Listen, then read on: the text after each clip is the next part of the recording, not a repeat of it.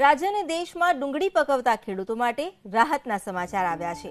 તમામ પ્રકારની ડુંગળીની નિકાસ માટે કેન્દ્ર સરકારે મંજૂરી આપી છે। નવા વર્ષના પ્રથમ દિવસે એટલે કે 1 જાન્યુઆરીથી ડુંગળીની નિકાસ શરૂ થશે। ડુંગળીનું ઉત્પાદન ઓછું થતા 14 સપ્ટેમ્બરથી ડુંગળીની નિકાસ પર પ્રતિબંધ મુકાયો હતો। હવે કેન્દ્ર સરકાર 1 જાન્યુઆરીથી ડુંગળીની નિકાસ પર લાગુ કરેલો પ્રતિબંધ દૂર કરવાની જાહેરાત કરી છે। દેશમાં અતિવૃષ્ટિને કારણે ડુંગળીના ઉત્પાદનમાં ઘટાડો થતા 14 સપ્ટેમ્બરથી ડુંગળીની નિકાસ બંધ હતી। જો કે તાજેતરમાં બજારમાં નવી ડુંગળી ઠલવાતા આવકની સાથે ડુંગળીના ભાવ પણ ગગડ્યા। પ્રતિ કિલો 10 રૂપિયા સુધી ડુંગળીના ભાવ ગગડી જતા ખેડૂતો મુશ્કેલીમાં મુકાયા હતા।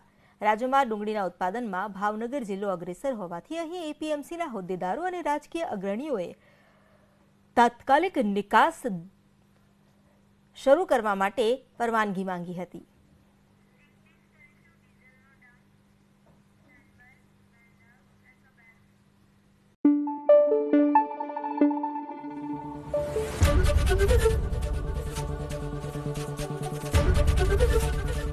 एबीपी अस्मिता, गुजरातनी अस्मिता।